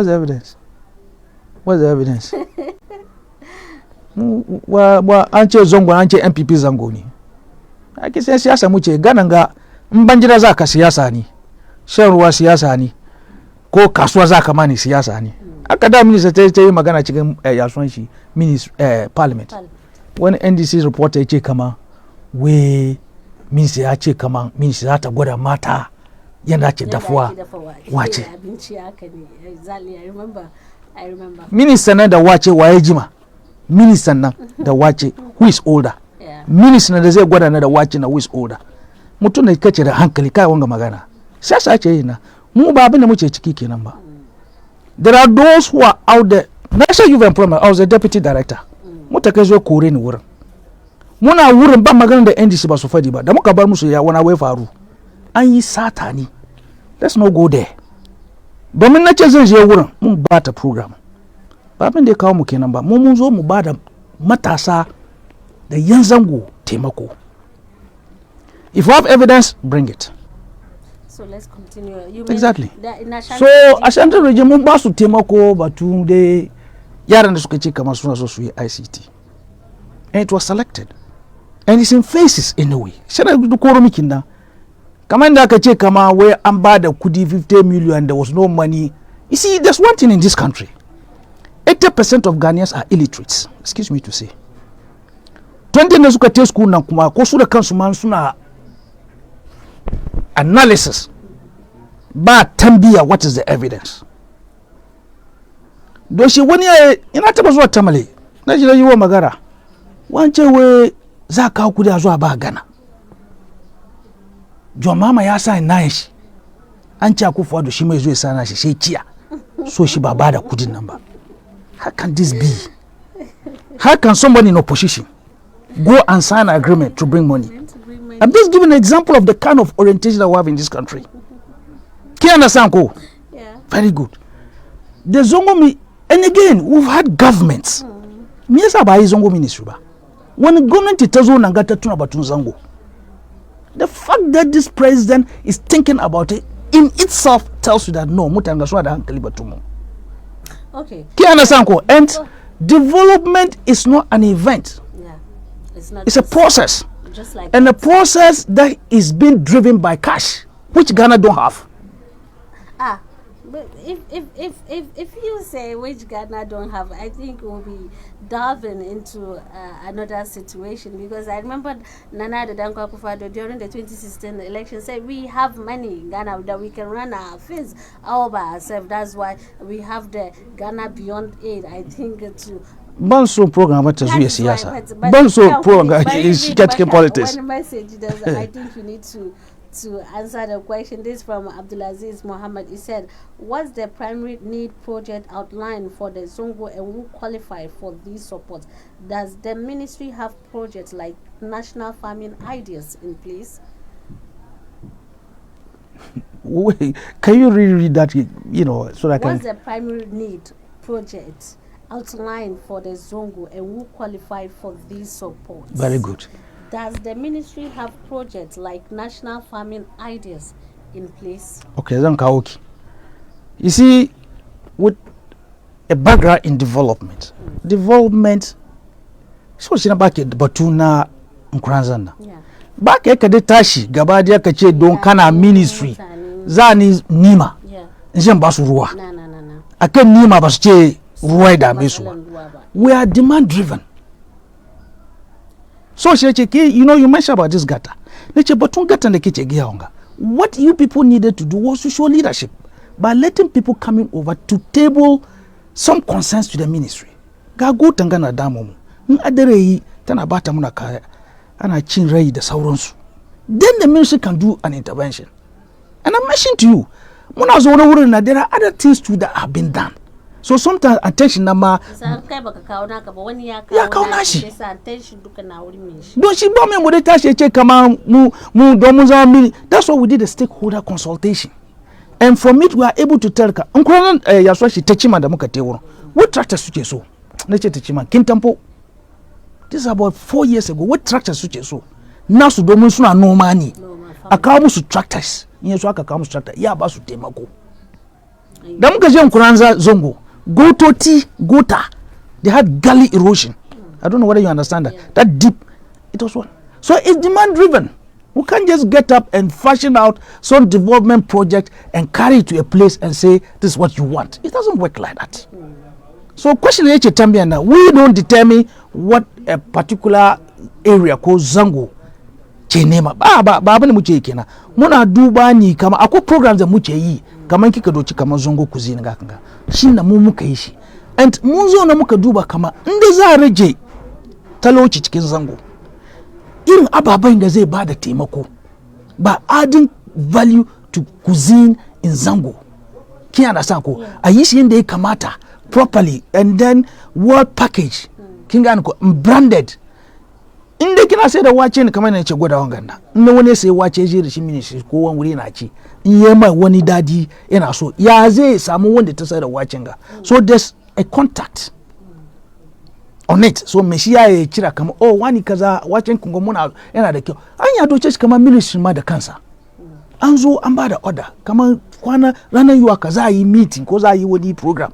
Muna so ki kawo muna wace wurin mutane 10 ko or whatever number it is. Can you understand? So, wanga WhatsApp question you have to bring to so now from Sumaila Ali. Yeah, why I want the ministry and the director to tell us from the ministry, even though we have not ended their project. I think that's what you want to say. The project in the Suka. Okay, but now understand Magana. Come on, project in the Kuka outline from 2017 to 2000. Come on, kunya kun gama duka. Kuma wanne ne project in the Kuka saga bazaku yi for now in terms of developmental issues. Astroturfs, Mungama. Kungaba. Again, I keep making a point. Cesar. No, Mungama na Madina. Mungama na Madina. No, but we don't have only Madina. We have very good. Plenty very good. Yeah. Kama ina gwada miki na dukanga batun kudin da zai fito wurin gwamnati ne ana yake. And development is a process. Baka da kace kama cuisine Mungama. Cuisine Zongo cuisine Mungama. Mungama. Okay, but then you wouldn't. Okay, when now. And that's Greater Accra. No, so when Greater Accra. So Anje Kumasi. Nakauki. Okay. Then we will program that Zopad. Zongo for Youth and Development. Okay. When nan sabon program ni da ba sabon program mun fara shi na tama. This is the 3rd year da muka shi kuma shi muka drop. And how is it? And what was the essence? The essence is kin sani yanzu haka. Da ba election da aka yi. Daga ina West Wagon. Sun da aka zo suka yi fadar wurin nan. Da yaran da aka buga su wurin nan. Kisan kamar yaran da yawan su yan Zango ne. Very good. Me yasa? Yayi yaran Zongo kawai suka te ko yaran Pepe suke gaba wurin ana bugun su. Suke rike gana. Very good. election. Exactly. Me yasa. Yaye zamana kama yan zango ni ake zuwa ana use ana wannan abu. Cika dini na wani abu ya gwada cika dini musulunci kama in za a tashi hankali ta ja doko yaran zango and they are in the forefront.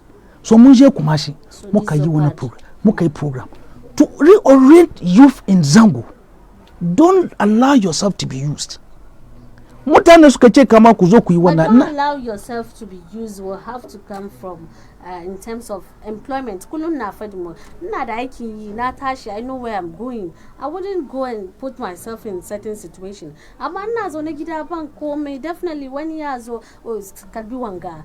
You know, that is what we face, and that is the problem we're having in our Zongo community with that youth. Saboda me shi bai aikin yi, ba suko, ba anything. Yana zaune gida, yana neman wani abu kankani ya samu ya sa ma kanshi. Shi yasa ka zo ka bashi wani kankani kudi. No, he thinks he's okay to go and do whatever you ask him to do, so that tomorrow you can also come and give him such money. Why won't us create some avenue for this youth to venture in terms of employment? And that is my question. You are right. You keep going back to the same question. You see, and again, na ce maka kama irin su da aka ce development. Wurin an yi baton aiki. Aikin ministry na, do you sincerely think that kama ministry ta ya ce kama yau muna da wani 4,000 opportunities ko da 3,000 opportunities muna neman yan Zongo su apply a doce su. That doesn't work like that. It but doesn't. Yes, but there are certain facilitation that yi. Come on again, and ministry now. You see, we cannot address all the ills and all the shortcomings and all the developmental problems of our constituents, so to speak. I just wish we have the whole of the day with us. It's not possible. It's not possible that we can have the whole day, and even the whole day, ko ya ke duka beye yiwa ministry na teche kama ciwon Zango, the ciwon inner cities. Whether it is 4 years or 8 years, and the Ghanaians must be 16 years, and ya carry ya chance one difficulties ko masala kore ya so the development challenges. So it's a process. Sammy Bright, tell your honorable member in the house that we say thank you for the Zongo ministry, and Daniel will keep supporting the ministry for their good works doing to the people of Zongo and inner cities in Ghana. I think so quickly because of time. Well, would it I'm talk I've been the day then the gear deni commande ministry na Zongo ni the inner city nda kwa abin da ke damu ko no Zango suka ganka masalan su ke ga nasu din azo da wani delegation da wani takada kadan da zai ba da ministry na an idea exactly what they want the ministry to do. The taimako avenue available are they wise ministry now? Muna ministry muna castle. Yeah, I mean, is it available? Because one ministry, because they won't even hear you. Wasu kuma secretary sun karbi su ajiye, nothing will be heard. Ni director communication gani na magana. Yes, of course. Na bada, I'm giving you my word. Yeah. Kaman Zango cikin Ghana. Inde akwai abin da ke damu Zango aka ce kama ga abin da ya zama masala mu muna son taimako na ku daina a nemi mutane leadership a yi takada kawai a zo da shi a zo a gani leadership of the ministry a duba ya za yi a bada taimako a wurin likita ni school whatever. Okay. Whatever. Shi yasa kamar yadda masu kallo mu kuka ji daga bakin Alhaji Sibik Boguri na da ke da director kenan na communication na Ministry of Inner City and Zongo Development wanda aka kafa musamman saboda inner cities da kuma zangonnan mu domin a samu ci gaba. Kai da kake da wani matsala ko kuma unguwan ku kuke da wani matsala kuke neman ministry ya dawo da attention shi ko kuma ya zo ya yi muku wannan biyan bukata, ba za ka zauna gidanka kana cewa ministry ba su yi komi ba ko dai ya kake gani ba za ka zauna ka ce ministry ba su yi komi kai ba gama amfanin Zongo ministry nan ba. Ku rubuta ku samu delegation ko manyan ku sarakan ku shugabannin ku je ministry ga abin da muke so a muku ku gani an yi ko ba yi ba then we take it from there. Haka nan ne. Yes, haka nan ne. Muna kira ga dukkan al'umman kasar Ghana musamman 'yan zangonnai da kuke lack wasu abubuwa domin samun ci gaba a cikin community. Don Allah, ministry is always open for all of us. mu duka gidanmu ne saboda mu aka yi wannan haka nan ne haka nan ne lokaci ya kai da za mu tashi mu voice out ni so mu zuwa gare su kan mu zauna muna jiran a zuwa yi muna no wannan ba zai yi bane ba shi yasa on behalf of all the team we say thank you so much honorable director of communication mun gode kwarai da ka samu time ka zo MSTV domin ka tattauna da mu maka godiya and we are wrapping the show here inshallah tomorrow we'll be talking about Zongo Development Fund with my other guests. It's all about Zongo. Assalamu alaikum. Lovely people out there. Life itself, it's all about how relatively we are related with each other. That's the reason why I bring you the Spell Circle. Yes, the Spell Circle. Guess what? We're going to talk about me, about you, about us, about relationship. The Spell Circle is an entertainment talk show program where we educate and entertain our viewers out there. Guess what? If you want to know more, join me, Huroya Jibro, right here on MSTV. Let's have fun. Talk about relationship, situationship, and entanglement right here on MSTV. MSTV, it's never a dull moment. The Spell Circle. Let's spice up our relationship. The